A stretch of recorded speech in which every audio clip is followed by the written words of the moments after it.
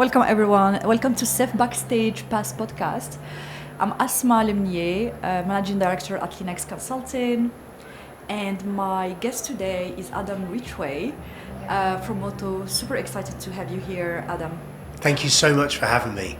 I absolutely love being in podcasts and being around Seth in a podcast studio and the stages. There's so much energy, so I'm buzzing. Thanks for having me.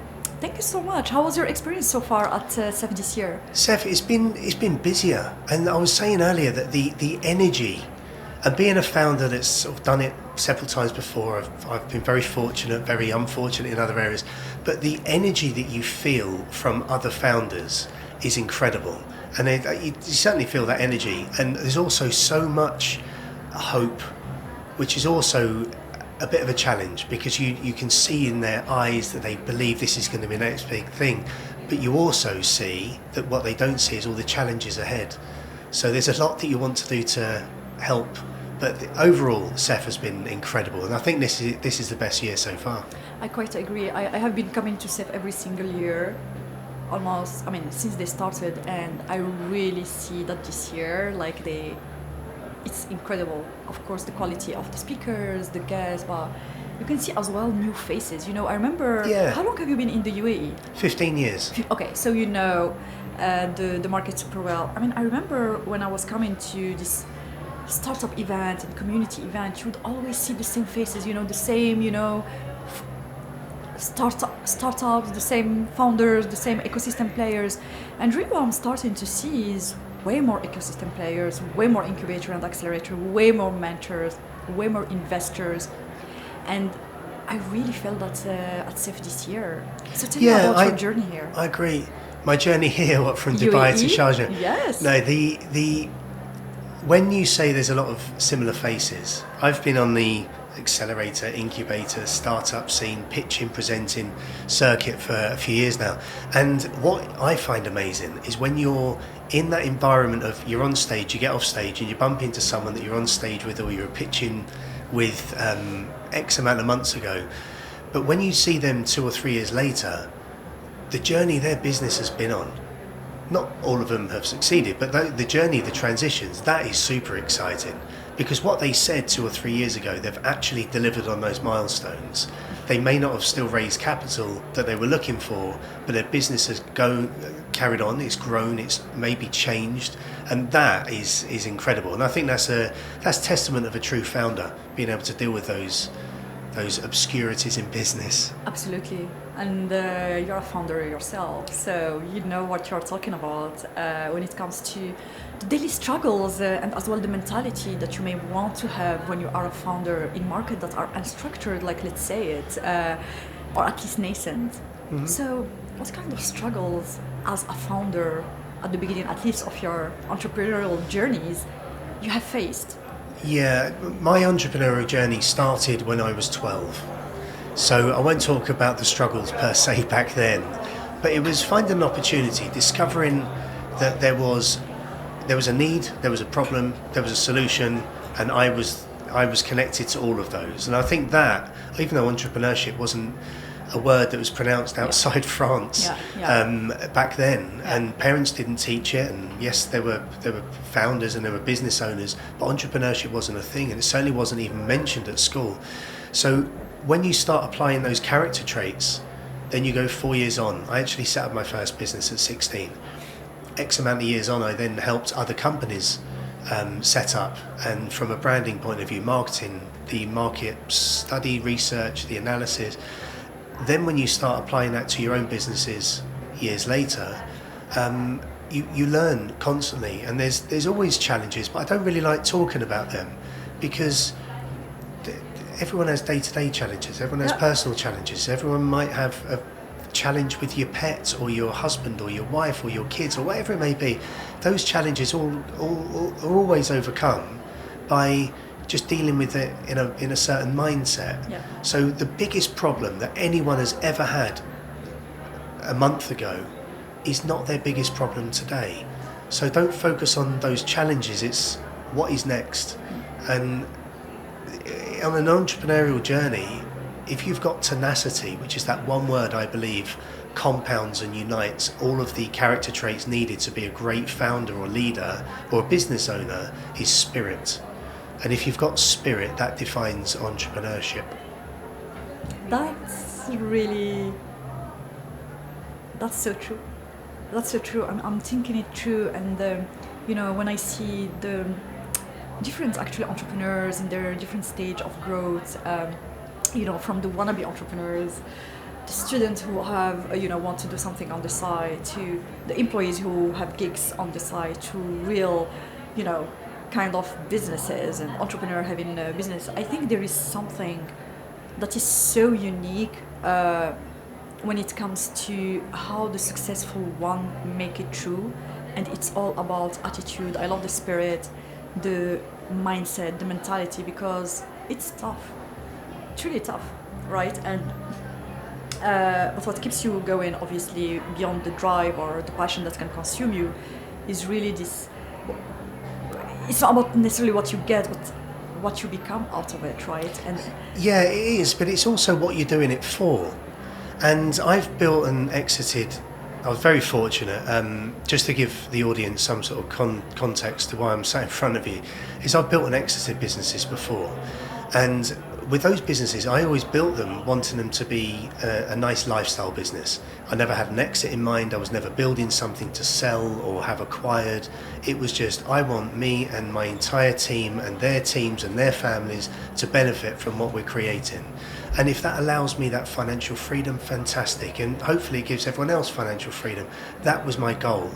And then when I was looking to sell the businesses, because One Moto started off as a side project.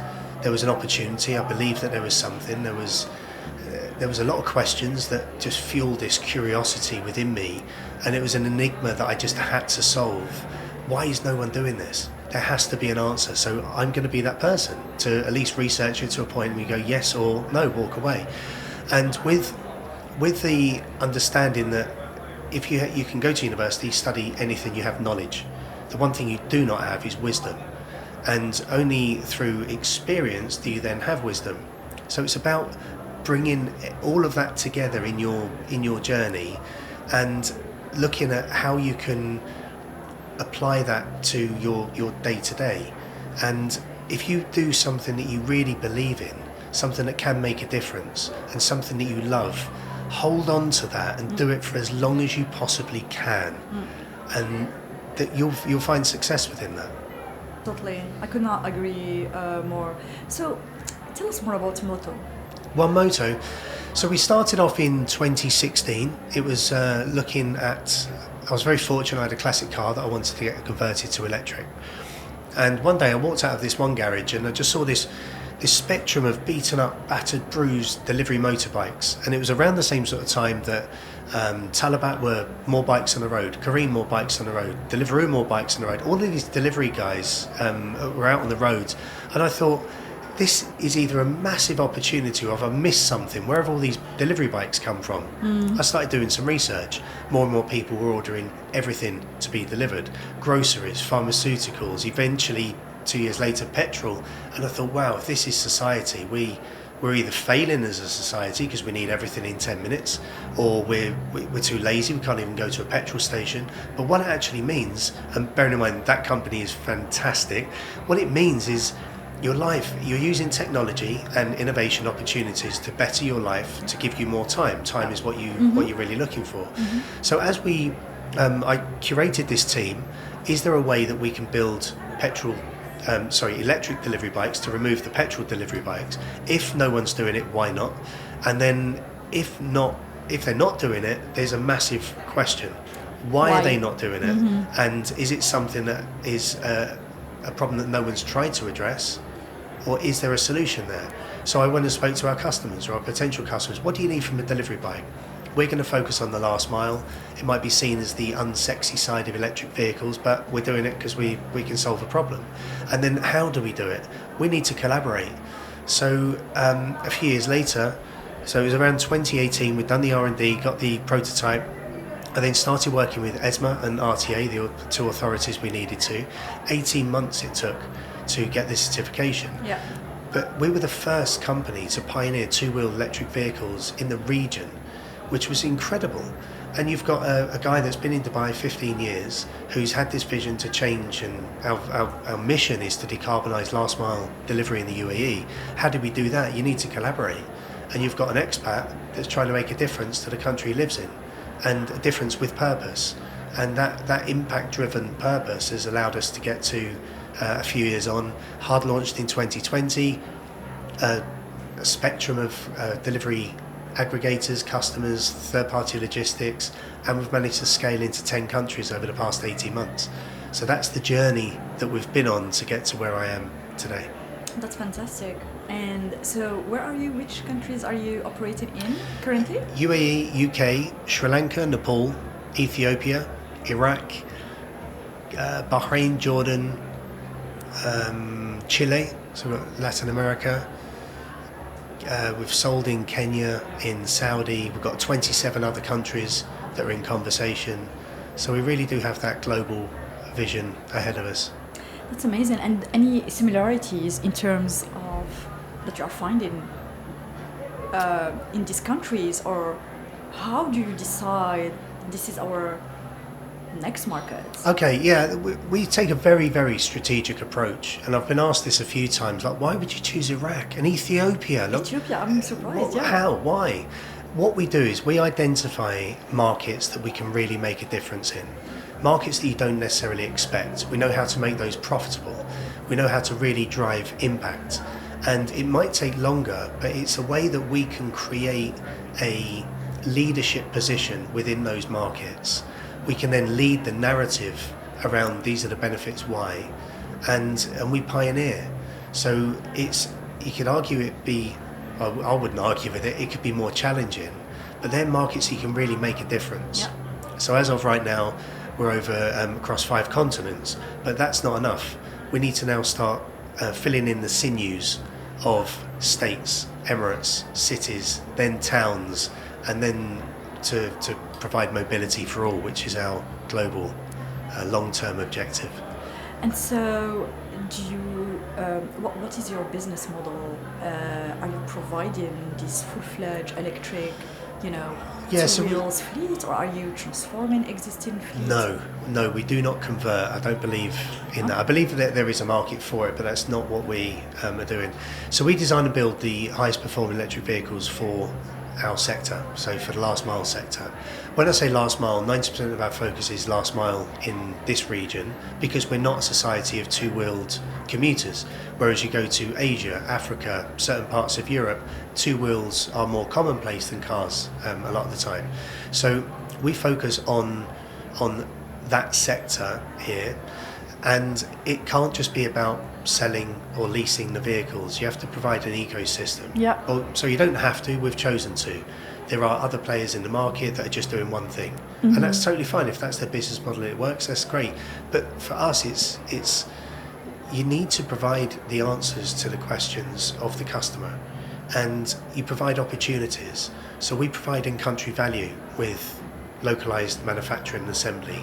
We provide relationships and collaborations with utilities partners because of the battery as a service. Then you've got the data. Governments need data. Everyone wants data, but no one necessarily wants to pay for it. So we collect that usage data, road traffic data, delivery data, the industry data, and provide that to governments through our SaaS platform. Then we have the after-sales network. So if you buy a vehicle, you want to know that you can go anywhere and get it serviced. So we've got AR, VR, and video to upskill any mechanic in the world to be a One Moto EV engineer. So with that then provides jobs, which again is in-country value. So it's what can we do to offer that entire ecosystem, which should be offered. And the reason why we say that is because then any distributors which is how we grow, when they start looking at which brand are we going to take on board, well, these guys, they offer all the solutions. They don't just offer a vehicle. And that's incredibly important. It's so interesting what you are saying, because and I would love to have your view about that. When you go into EV, we are heavily dependent on the infrastructure, the regulation of the country, or even sometimes the emirate you are operating in, etc. And it seems to me like you kind of de-risked all of that by creating the ecosystem that would allow you to operate in a kind of self-sufficient manner. Correct. Right? That's exactly what we've done. One of the biggest hurdles any business can face is, or anyone in life, but let's just take it on a business level, is relying on third parties. The moment you're relying on anyone, it influences your business and it could potentially fail your business. That is devastating. The less variables, the better. So take control. And our vehicles are designed that you don't need EV, as in car or other vehicles, vehicle forms, charging stations or charging points. You can charge with a 3-pin socket. There's over 2 billion 3-pin wall sockets in the country, or in at least one emirate. So charging infrastructure is not an issue. Oh, wow. But then you need battery. You don't need, in certain use cases, you need battery swapping. Yeah. We provide that. So it's reducing the amount of elements that could possibly create hurdles and obstacles for your business. And that can be applied across any founder that's watching or listening to this. That's amazing, and I'm just conscious that the audience may want to know a little bit more about the business in terms of number, because I know you are mentoring startup as well, advising some to scale and grow. So many lessons learned here that basically can serve our startup. So if you take One Moto in numbers, how many employees you are having, so we know how many countries, etc. Any metrics that can make us dream and look forward actually to the next, and what are the next milestone of growth for you? Yeah, we've built the business very differently to a lot of EV startups, and I'm not going to give away all my secrets. However, I'll give you some indication of the strategy that we took. If you take, and I'll use names just so the audience know who I'm referring to, but I'm not pointing out them for any issues. But if you take Lucid, Rivian, Rimac, Lordstown, Cake, like various different EV startups, they have raised millions, valuations of billions, but they hadn't actually produced anything at the time. And others have raised over $2 billion, produced 20 vehicles, and now filed for bankruptcy. Yeah. So a lot of them have taken that approach that if there's venture capital, private equity, if there is capital available, take it, let's create ourselves a runway, and we'll work about profitability later on. Taking what I said a minute ago about reducing the variables to impact your business, we thought, so I exited my previous companies, and then I was able to fund the start of One Moto, and I did that for a few years. What we've done is we took a different approach. We could have gone down the VC route, beautiful presentations, give us loads of money, set a valuation, dance around the defensibility of that, and then we go to start something, create an MVP, whatever it may be. We went very different.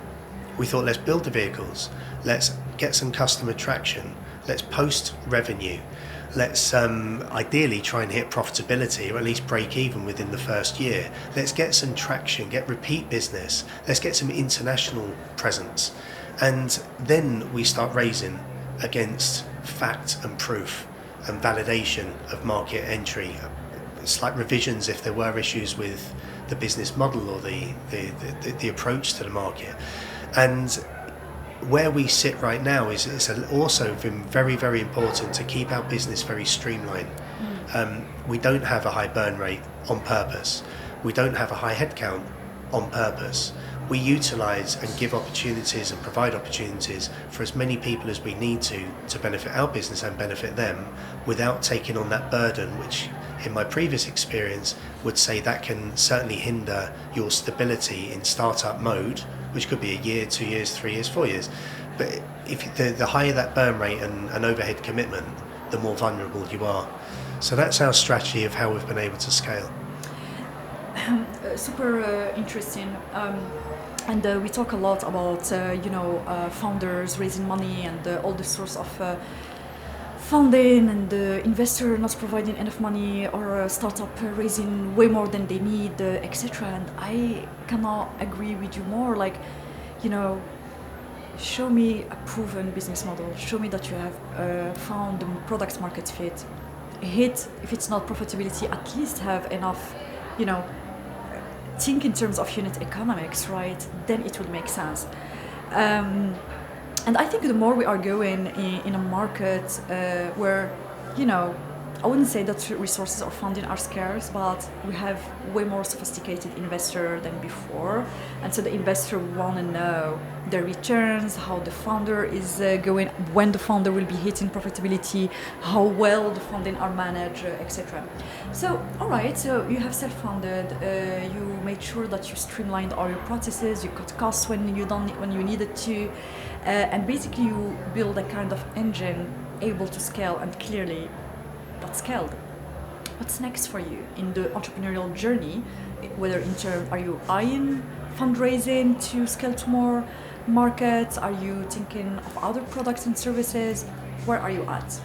Yeah, this is a really interesting point because yes, we are raising. We have not and will not set a priced round for this raise. So if you were to put it into a category, I'd say it was a pre-Series A. And the reason why we're not setting our evaluation is for several reasons. The position that we're in now, we have signed 10 countries, we've got 27 others, we should have 3 or 4 by the end of this quarter. And the countries and distributors that we've signed, a lot of those were towards the end of last year. So the booked revenue that we've secured, we need to start with availing that and receiving those orders.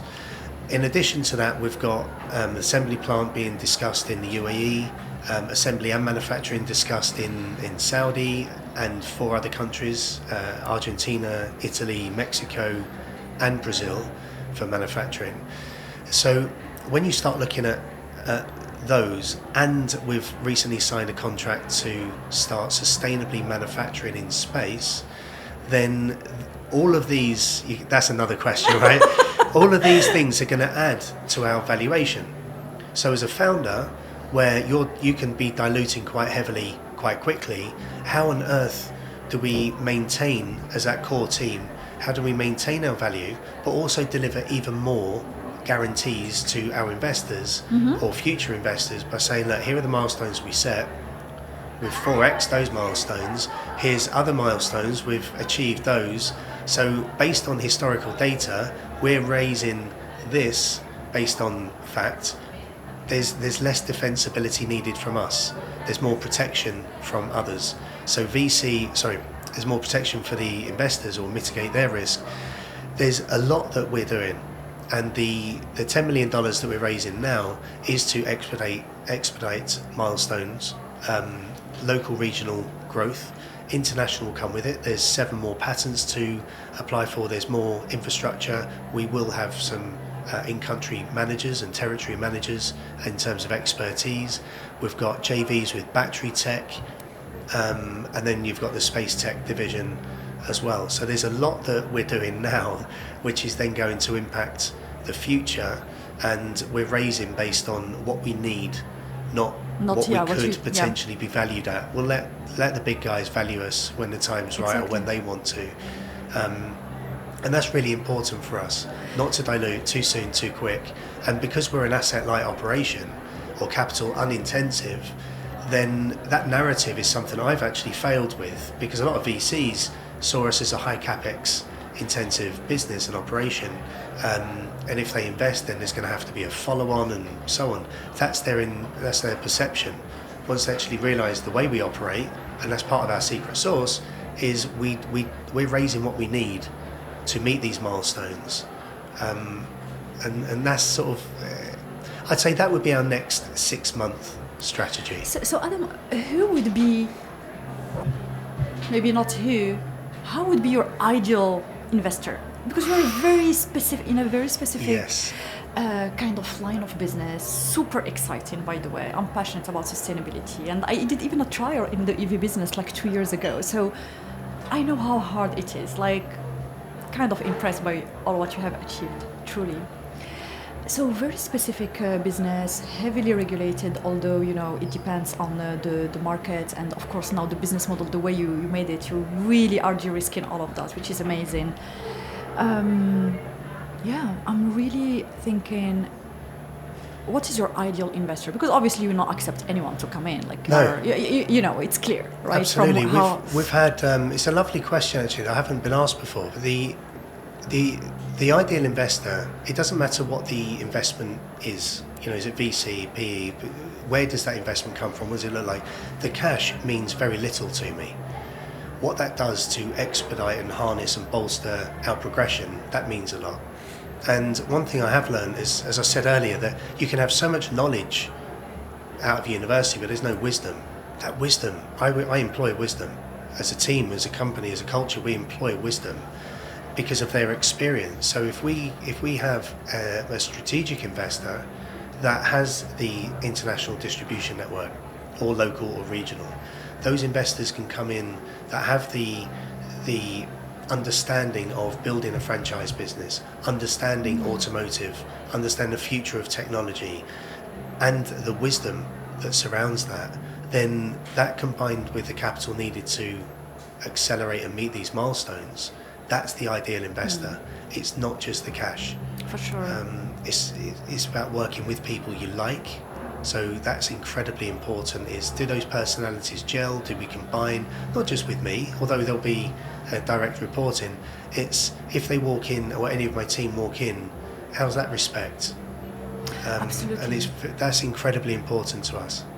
I often feel that, in specific sectors and for specific business, we tend to focus more on the VC money, whereas there are so many other sources of funding. And when you talk strategic partnership, the region itself, here it's better than me. You've been here way longer than me. But you have a lot of family businesses who build their wealth and distribution channels by distributing, commodities or assets or things that have been manufactured abroad, and are in dire need to innovate, right? Yeah, there is that, but there's also then the increased education that already comes with that investment, because they might have taken on an electronics brand that is, say, a household brand. They understand it. I get it. Whereas a VC, there's a lot actually that I've met that have never set up their own business, Exactly. never run a business that may not be theirs. They've never invested in a business themselves. They analyse the data, which is incredible. It's a skill set that I don't have. But there's a very different approach as well, that some VCs might be looking at a 3-5 year exit. What is their mandate? What is the age of their fund? Are they raising a new fund? When's that going to be? There's so much. And then you've got private equity, then you've got the family office, you've got institutional. So when you're in that environment, that's just raising capital. That's not even considering alternative finance. So in last year, we secured $190 million of asset finance to allow us to provide B2B, so business-to-business finance, to companies that want to transition to EV but don't have the capital to do so. That's fine. We can OPEX that. So in the UK, you can lease a vehicle for £3 a day. Here, you can lease one of our vans or motorbikes for 470 dirhams a month, which is cheaper than petrol. And in other markets, we go through intelligent finance options, which is non-dilutive, which is fantastic for us because we maintain. We can then show that it and demonstrate it works. How does it work? Can you walk us through? No, just to understand a little bit. Alternative finance. Alternative finance is my I see you approach. smiling. You're like, I will not share all my secrets. No, sorry, I won't. But I want to help people. Well, in fact, helping puts me on a pedestal. There's so much, but a founder and their team needs to understand, look at other options. Is there trade finance? Is there working capital? Is it part debt? Is it against contracts? There's a lot. And you don't always need to raise more money. You don't always need more money. You need a different strategy. And that is the one thing that I really try and broadcast to anyone that listens, is it's so important. You think, I need more money. You don't need different strategy. You could be an employee that's earning X a month. I need more money. No, you don't need different strategy. Is there an alternative source of income, or is there a way of not spending too much in areas that I don't need to?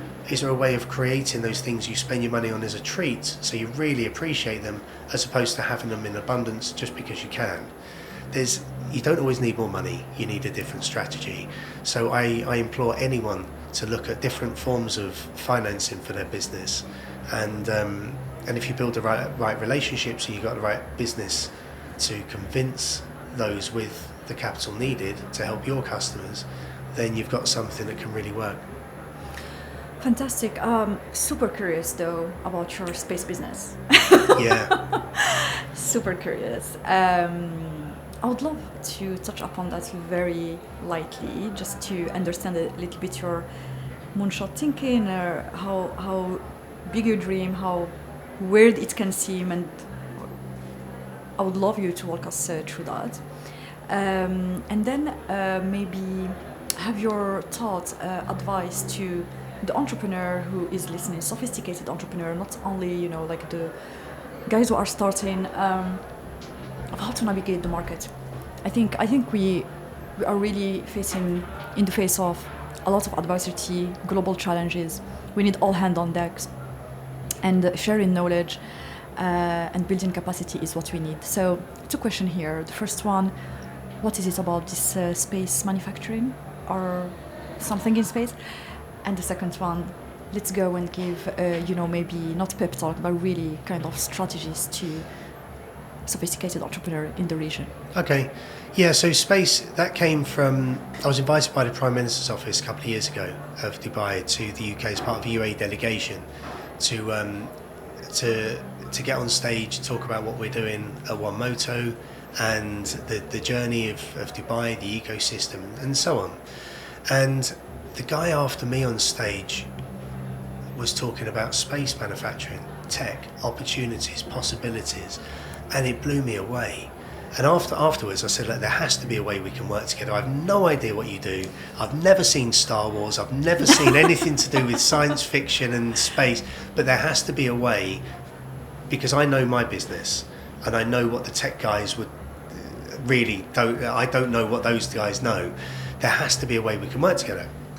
And after about 8-9 months, I finished designing the next series of electric motorbikes, and I gave them a name because these 3 vehicles take a very specific design route on the origins of mobility and the future of travel and so on. So very thematic in these 3. And then I've given them this overarching umbrella name, and I've gone, that's it. This is how we can work with that guy. So it wasn't just a guy, it's a company. So I phoned him up, spoke 1,000 miles an hour. I've already pre-drafted this email. This is how we can work together. Is it possible? He said, yeah, shoot it through and we'll see. And then after a few months, we signed this contract. So in essence, it's to, there's a lot that I cannot say yet because it hasn't actually been made public knowledge. But in essence, what we're going to be doing is not manufacturing motorbikes in space, at all not. It's manufacturing certain components, next generation semiconductors in space. And the semiconductors that will be used in our vehicles can then also be used in other electric vehicle manufacturing, telecommunications, pharmaceutical. That technology can be deployed in the downstream use case multiple times in excess, which is incredibly sustainable. So sustainable manufacturing in space is, I believe we're the only company that has actually signed this contract.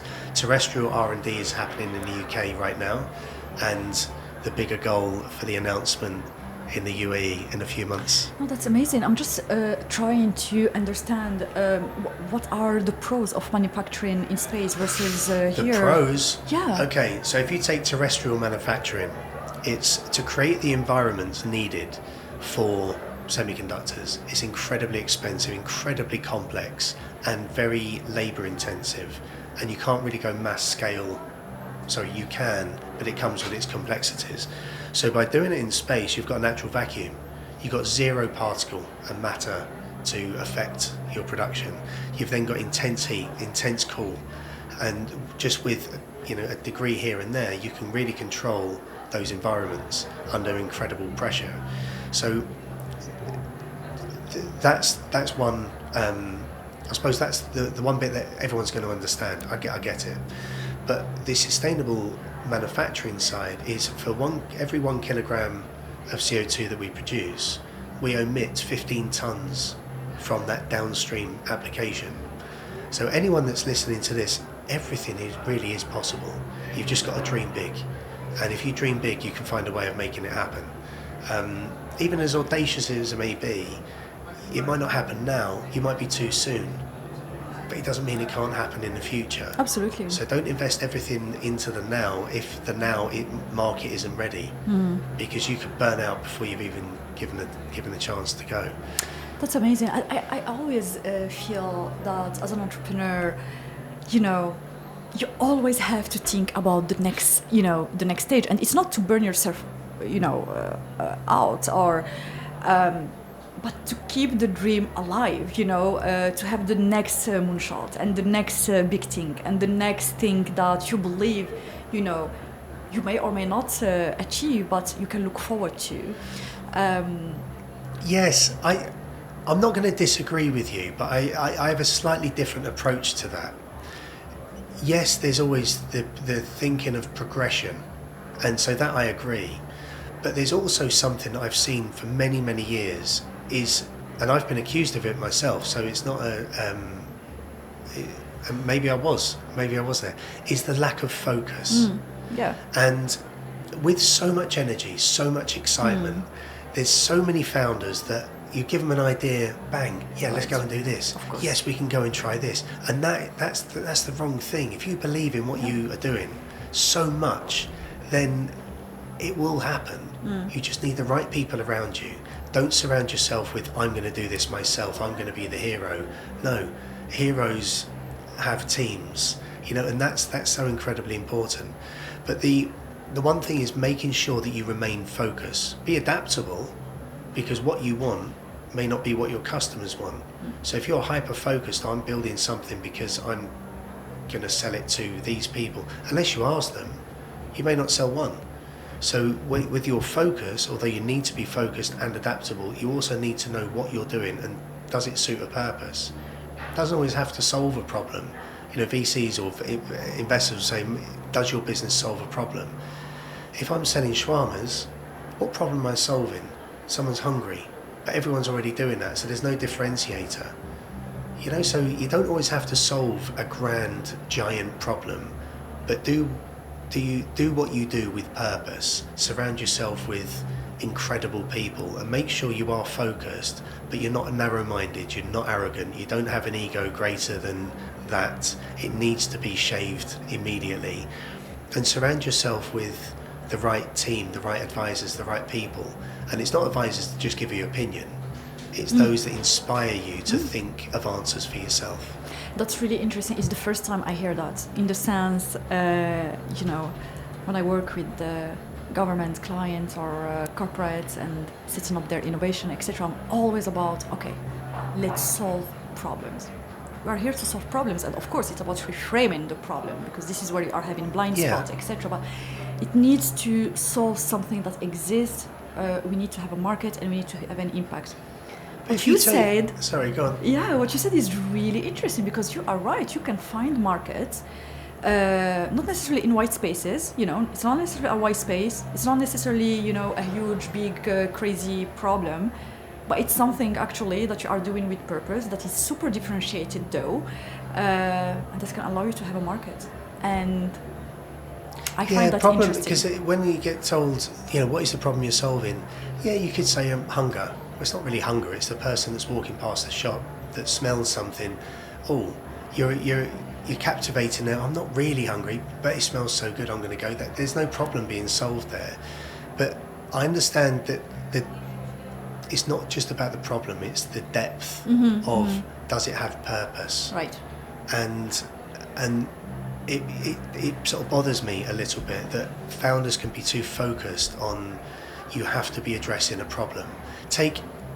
And again, I'm not speaking ill of the fintech industry, but over the past 3 or 4 years, they have had so much investment into the fintech space. If you're not a SaaS platform, you're not fintech, you're not something, then you probably won't have raised a significant amount of capital. But now you might have 10, 15, 20, 30, I've no idea of the amount of people in that market. But where's the differentiator between any of them other than the logo? You could put their logo on their pitch deck and it seems like it's the same sort of company. And maybe I'm saying that with a level of ignorance or naivety, and granted if anyone shoots me down for it. but you can just do something better than the other person. And are you building a business just to get acquired? If that's your purpose and that's your exit, why not? And why not? And that's fine. That's fine, as long as you are clear about it. If you don't get hired, if you don't get acquired, there's no merger, there's no investment, is your business going to succeed? Absolutely. But then what about your team? You're affecting their livelihood if you can't provide for their families or just themselves. And that spirit as a founder is incredibly important. Well, it is to me. So not everyone important. has to have that, and I respect it to a level. But for me, it's the decisions I make and the vision that I have of One Moto and the other businesses that I've been involved with. How can I encourage other founders to see what the impact of their decisions, of their route to business growth and success, does that have a negative impact or a positive one?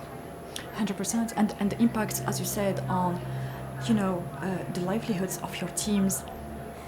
This is their job, this is their livelihood, this is, so there is a sense of responsibility, that comes with leadership, and when you are building this business, absolutely. And as well, impact on the community you are living in, impact on the region you are living in, impact in the world. You touch upon sustainability. I think it's not just nice or sexy. Like, we really need to bring back business to a more sustainable, focused, purpose-driven manner if we want to keep on enjoying the beautiful universe and planet we are living on. There is that, yeah. And when I said about building a business on values, it can't just be the company's values. It has to be the people that represent and implement and monitor and make sure those values are emulated. But and we set out a very transparent ESG pledge in January 21. And as of today, we positively impact 15 out of the 17 of the UN's Sustainable Development Goals. We make sure our entire supply and value chain honour these. We audit them from time to time because it's incredibly important for us. Not everyone does that. I don't know any other EV company that does that. So, but it's not just about the sustainability, the impact that we have. That's almost secondary, because we know if we do what we do well, the byproduct is a better environment. But we're not doing it to create a better environment, because that to me is greenwashing on a level that is just ticking that sustainable box, because EVs are more sustainable mobility than ICE engine at scale vehicles. And with a lot of but there's so many complexities. So many complexities. If you look at what the battery chemistry is now to what it will be in a year, 3 years, 5 years, it's going to fluctuate. Exactly. So you address a carbon neutral vehicle, not going to solve it yet. Even if you could solve it, it's not cost effective, it's not affordable, therefore it won't be mass production, therefore you might as well boycott. But they're the pioneers, the dreamers, the leaders that will allow others to follow and improve and innovate to make it possible. So it's incredibly important that those dreamers are invested in. Absolutely. Which market do you believe you are in? Which sector are you? Would you say you are in the transportation industry? Would you say you are in manufacturing? I'd say mobility, technology. Perfect. Yeah. Mobility. How do you foresee the future of mobility in the coming 10 years? Crikey. That's incredible. Again, you've asked me a question that's so multifaceted. I love it.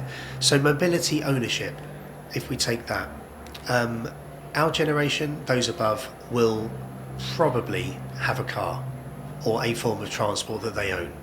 If we take maybe 10 years and below, so that next generation or generation and a half, are they going to own their car? Probably not. I believe it will be a subscription model. And if electric vehicles are more expensive, then it will be a subscription to the vehicle, subscription to the charging infrastructure, energy as a service. That's going to be incredibly prominent. And then there will naturally be a rewards program. This is what I'm putting in, so I hope I'm right. Is a rewards program that will reward sustainability across lifestyles. So whether it's something you purchase, clothing, or how you recycle, or how you impact the environment, everything will have a credit of some sort, and that tokenization can then be availed for something else. So if I install a smart solar system on my villa, that might be 6, 7, 8 years before I then don't pay any electricity because it's all been paid off. But I don't know whether 6, 7, 8, I don't know what's going to happen in that time. I want to save money now. So if I install that, but I can benefit elsewhere, then that's more of a instant gratification for my investment and commitment, an incentive, and an incentive, which that to me would be, in a society that we're in now, everyone's instantly gratifiable. Yeah. We all want something now. Yeah. Whether it's I'm hungry, I'll order it. I want shawarma. this. It's shawarma, absolutely. Shawarma. Honestly, I will own a shawarma stand at one point in my life. Anytime. I will. And so so in terms of mobility, that is going to be the case. There is going to be significant change in the chemistry of energy or batteries.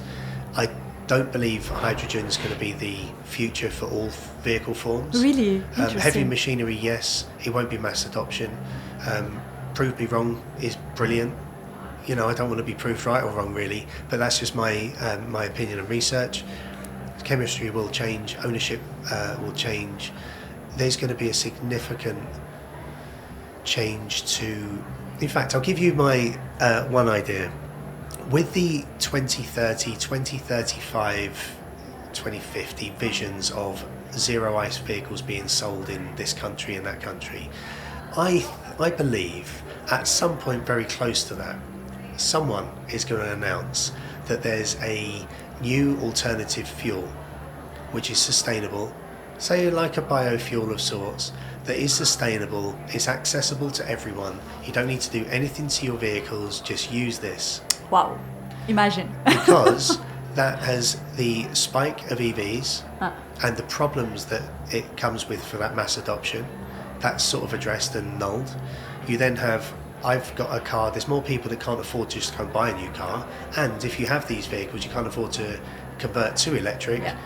What happens to that? It just becomes dormant, or you charge such high fuel prices that I can't afford to travel anywhere. I need to travel to get to work, to earn my money, to provide for family. That's going to be a problem as well. So there, I believe, and it's great that this is recorded, because one day you might go, yeah, that guy that I met, he came up with this idea, and it's happened. And by the way, it would be fantastic if this Wouldn't happens, it? right? How wonderful. Because we talk about energy transition and phasing down fossil fuels and all of that, but you just cannot pull the plug off.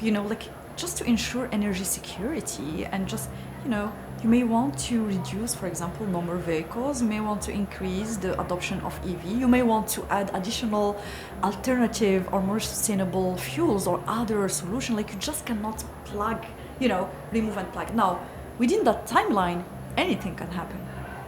Innovation can happen, disruption can happen, and maybe, this could be one of the disruptions that can happen and will rebalance, let's say, or it could be part of the energy mix, isn't it? Absolutely, and there's so much. If you take governments and media, and I'm not being cynical, sceptical, it's fact, whether you like it or not. We, as the general public, are not told everything. We're probably not told maybe double-digit percentages of fact of really what the world's oil resources, or carbon-heavy industry resource materials and energy, and where is the future? We can all speculate based on the information we've got, but we don't have all the information. How much oil reserve has the US? Why are they not tapping into it? All those questions and the conspiracy theories and so on. You can get bogged down with that as much as you want, but none of us have all that information. The one thing we can all do is focus on what can we do to bring change, even if that's just to our household, just to our application of our daily lives into every day of this planet, that was for as long as we're on this planet for. And that's incredibly important. The innovation that happens is always going to be there. Technology way more so than the F&B industry, for example. It's always going to constantly change, but you can't look at, one can't look at what that future is of incremental betterment, or is anyone actually really, if not everyone has to, right? But is anyone actually doing something that really makes a difference in selling software, or selling electric vehicles, or any application of any one of us that are doing any job, what difference are we actually making? Absolutely. And you don't always have to, and be cool with that. But those that really are trying to make a difference, which is also part of being at CEF and other entrepreneurship environments, they're trying to really make a difference to this planet that we live on for a very short amount of time that we're here. They're spending the next 5, 10, 20 years doing something that can really make a significant difference. So every one of those dreamers need to be backed. I love that. You reminded me, was it Neil Armstrong? He was having this interview and someone asked him, what are you scared of? And he said, I kind of fearless. I'm just quoting, I'm just trying to get into what he said, maybe not literally, but he said, I'm not scared of that. I fear to miss the opportunity to be able to contribute to something and impact the world and change the planet and not do it. I miss, that's the FOMO he has, to be able to have all this access, all these opportunities, all this knowledge, all this, to contribute and to change and to make a difference at one's level, regardless, big, small, etc., and not do it. And I think it's a beautiful way to circle back to CEF and why we are here and why we are meeting all these change makers, how the markets are being built, and we are witnessing, this change and this new structure of the market by doers and dreamers like yourself. Adam, it was amazing having you. Thank you so much for having me. I've really enjoyed the conversation. I did enjoy too, and I really hope that the audience will enjoy. Adam, where can the audience find you if they want to reach out to you, whether it's an investor, whether it's an entrepreneur, whether it's a strategic partner? Where can we find you? The best place to find me, where I'm most active, is on LinkedIn. So it's Adam Ridgeway, Ridgway. That would be where you'd find me. Also the One Moto page, One-Moto on LinkedIn. And or www.one-moto.com is where you'll find the details on the website. But I make myself available to invest my time in other people's. It's the one gift that we would love to give anyone that's with us or not with us any longer. It's the one gift that we'd like to give of time, but we're not able to. But I'm more than happy to offer my time to anyone that needs advice. Thank you so much, Adam. It was really a pleasure, and bye everyone.